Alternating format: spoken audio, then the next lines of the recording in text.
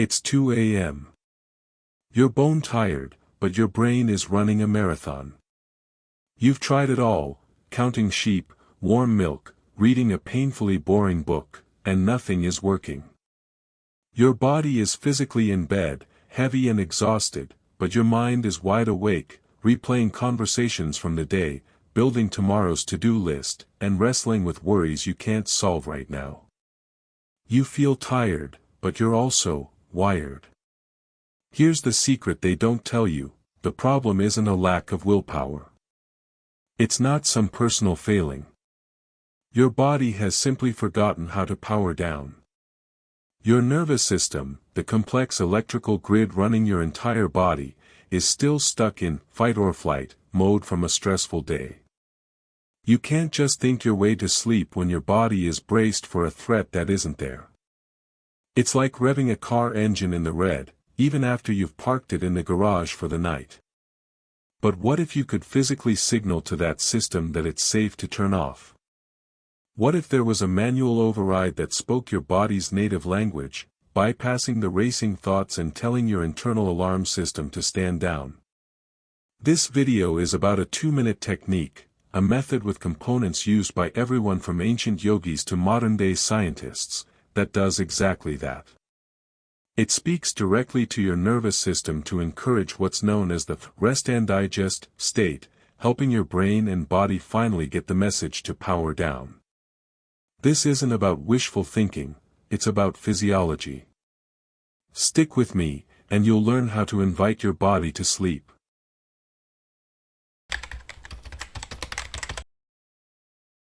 Before we can use the tool, we need to understand the wiring. Why is it you can feel that deep exhaustion and yet your mind stays stubbornly, frustratingly alert? The answer is in your autonomic nervous system. Think of this system as the automatic, background software for your body. It manages your heart rate, breathing, and digestion without you having to give it a single thought. It's brilliant, efficient, and ancient. This system has two main branches that often work in opposition, and the easiest way to picture them is with a simple analogy: a car's gas pedal and brake. First, you've got the gas pedal. In scientific terms, this is your sympathetic nervous system. Its main job is to keep you alive. When your brain senses a threat, any threat, it floors this pedal. This is your famous fight or flight response. It's an evolutionary marvel designed to save you from a saber-toothed tiger by flooding your body with adrenaline and cortisol. Your heart rate shoots up. Your breathing gets fast and shallow to pull in oxygen for a burst of energy. Blood is rerouted from digestion to your large muscles, getting you ready to fight or flee. Now, here's the kicker: that ancient system's initial alarm doesn't always distinguish between a real, life-threatening tiger and a stressful work email that lands in your inbox at 9 p.m. To your body, a perceived threat is a threat. A notification on your phone, a tense conversation, a scary news headline, each one can be a little tap on that gas pedal, keeping your system in a low-grade, constant state of alert. Throughout the day, you're hitting the gas, again and again, and those stress hormones can stay in your system long after the threat is gone. On the other side, you have the brake pedal. This is your parasympathetic nervous system.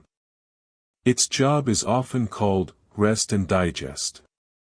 This is the state of safety, repair, and recovery. When this brake is engaged, your heart rate slows. Your breathing becomes deep and rhythmic. Your muscles relax. Your body can finally get to the crucial work of digesting food, repairing cells, and consolidating memories. Sleep is the ultimate parasympathetic state, the body's essential maintenance period. So, what's at the heart of so many sleepless nights? It's a traffic jam in your nervous system. You spend your day with a foot on the gas, jumping from task to task, fueled by caffeine and deadlines. Then, at 11 p.m., you get into bed and expect your body to instantly slam on the brakes. You're asking it to go from 100 miles an hour to a dead stop in seconds. But bodies don't work that way. The stress hormones may still be circulating. Your heart is still beating a bit too fast. Your breathing is still a little too shallow. Your nervous system hasn't received the all clear signal it needs to hand the controls over to the brake pedal. This is the biological definition of tired but wired. Your mind and body are spent, but your nervous system is stuck in drive. You can lie there telling yourself to just relax, but you can't command your nervous system with words alone. It doesn't really speak English. It speaks the language of the body. And to get it to shift gears, you need to send it a powerful, undeniable physical signal that says, the threat is over. You are safe. It is time to power down.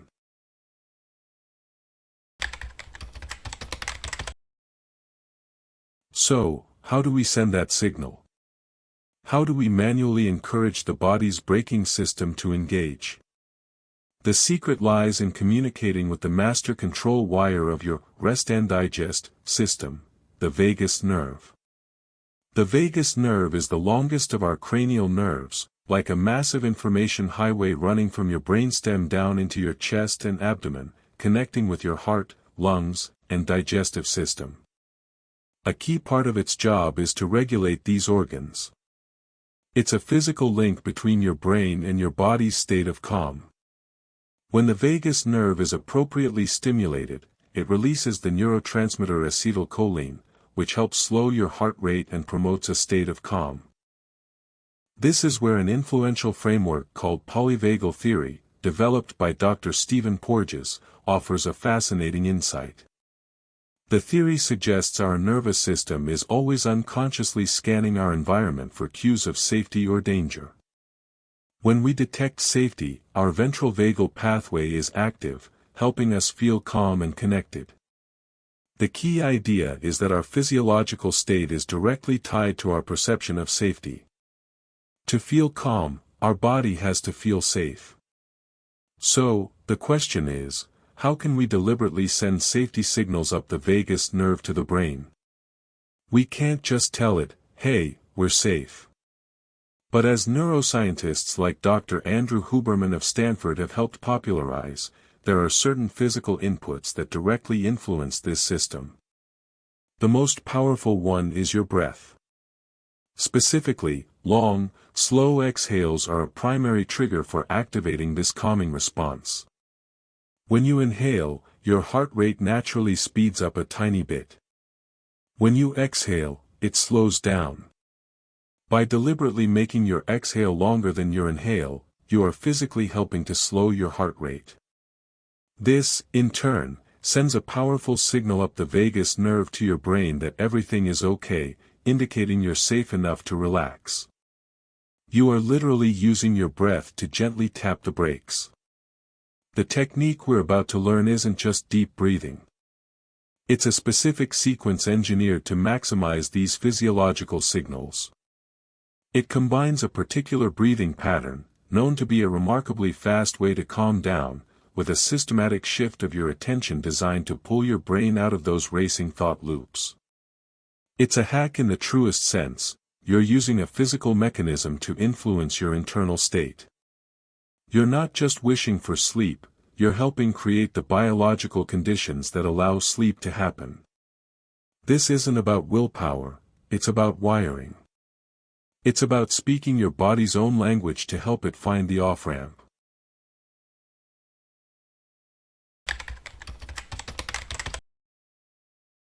Alright, this is the part you've been waiting for. We're going to walk through the 2-minute sleep switch together. My voice is going to slow down, and I encourage you to follow along, either sitting up or, even better, lying down in your bed. First, just take a moment. Put your phone on silent and face down. Dim the lights. Get comfortable, lying on your back with your arms resting by your sides. Unclench your jaw. Let your shoulders drop. For the next 2 minutes, there's nothing else you need to be doing. This time is for you. This technique has 3 simple steps: the physiological sigh, the peripheral shift, and the heavy brain. Let's begin. Step 1, the physiological sigh, the system reset. The first step is designed to hit a quick reset button on your nervous system. We'll do this with a specific breathing pattern called the physiological sigh. This is something our bodies naturally do, especially during sleep, to balance oxygen and carbon dioxide levels. We're just going to do it on purpose. It consists of a double inhale through the nose, followed by a long, slow exhale through the mouth. That double inhale is key. The second little sniff on top helps reinflate tiny air sacs in the lungs, which allows for a more complete exhale. This helps signal to the brain that it's time to calm down. We'll do this 3 times. Let's start. Take a deep inhale through your nose, and now, at the very top, sneak in one more small sip of air. Feel your lungs get completely full. Hold it for a beat. Now, a long, slow, extended exhale through your mouth. A gentle sigh. Don't force it, just let it all go. Good. Let's do it again. A deep, full inhale through your nose, and another sharp sniff of air right on top. Fill all the way up. Hold.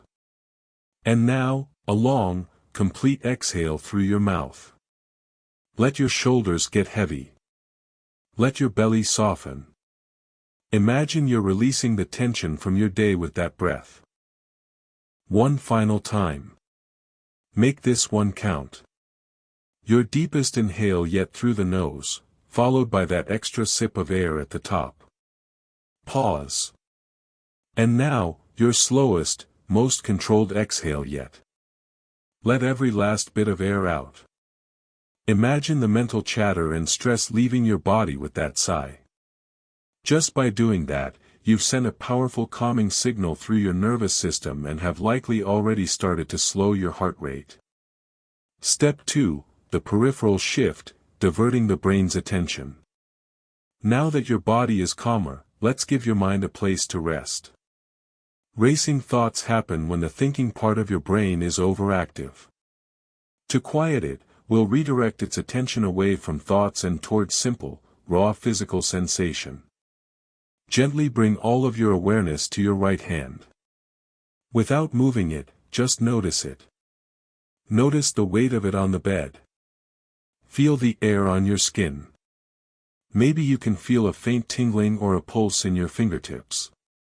Just observe. Pour your focus into the simple, boring sensations of your right hand. Now, let's move that focus. Gently shift all of your awareness over to your left hand. Again, just notice.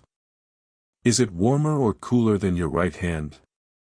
Can you feel the texture of the fabric underneath it? Don't analyze it, just feel it.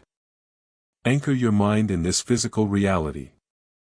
You are here, feeling your left hand. Next, travel down your body. Bring your full attention to your right foot. Notice its weight. Feel where your heel touches the bed. Sense the position of your toes. Your brain is no longer worrying about tomorrow, it's now processing the sensory information coming from your right foot. And now the left foot. Shift your awareness. Feel the weight, the pressure, the temperature of your left foot. Simply observe whatever sensations are there, without judgment. If your mind wanders off, gently and kindly guide it back to the feeling of your left foot. Step 3, the heavy brain, the final power down. You've helped reset your body's chemistry and redirected your brain's focus. The final step is a simple visualization to signal the ultimate surrender to rest. Bring your attention to your eyelids. Notice how heavy they feel. Let them be completely closed, soft and relaxed. Now, imagine your brain itself, resting inside your skull. And imagine it has weight. With every slow exhale, imagine your brain getting just a little bit heavier. Imagine it gently and slowly sinking down toward the back of your head, like a heavy, smooth stone settling into soft sand at the bottom of a quiet lake. There's nothing to do. Nowhere to go. Nothing to solve. Just the feeling of gentle, heavy sinking. Let your brain rest. Let it be heavy. Let go of the need to control. Remain in this state. Don't chase sleep or wonder if it's working. You've done your part. You have sent the signals. Now, simply allow sleep to find you. That simple 2-minute sequence is a powerful, science-backed tool you can use to take back a little control over your nights. You just spoke directly to your nervous system in its own language. If this was helpful, and you want more practical, science-based tools to manage your health and biology, make sure you subscribe and turn on notifications. We explore the real science of human optimization, and you won't want to miss what's next. And I really want to hear from you. In the comments below, tell me, what's the one thing that keeps your brain running at night? Is it work, family, or just a mind that refuses to quiet down? I read the comments, and sharing your experience helps us all feel a little less alone in this.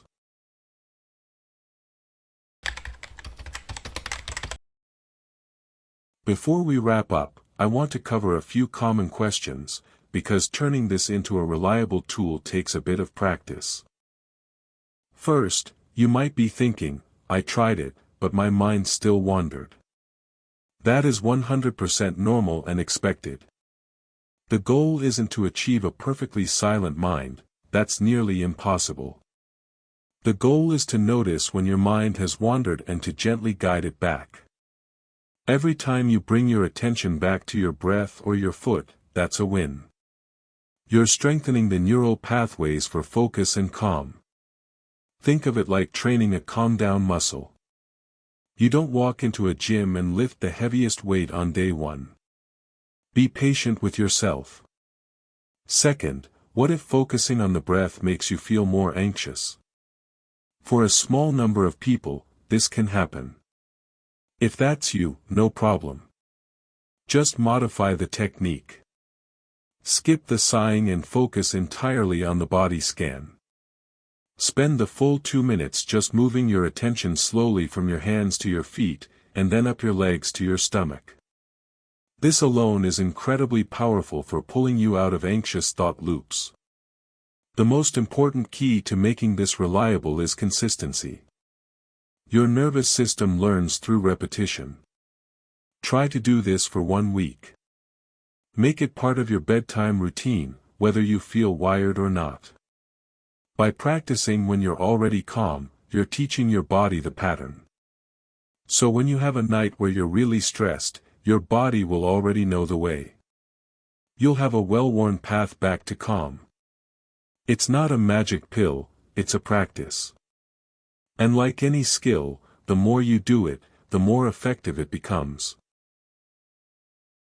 For too long, we've treated sleep as something that either happens to us or doesn't, leaving us feeling powerless. But the science of our nervous system shows us we have more influence than we think. You're not entirely at the mercy of your sleepless nights. You have a physical, tangible tool to actively downregulate your stress response and create the biological conditions that invite rest. You now understand that, tired but wired isn't a personal flaw, it's a feature of a nervous system stuck in survival mode. And you now have a simple sequence to help guide it back toward safety and calm. So tonight, try a different approach. Don't chase sleep. Don't worry about its absence. Instead, gently guide your body toward it. You have the tool. Now go use it.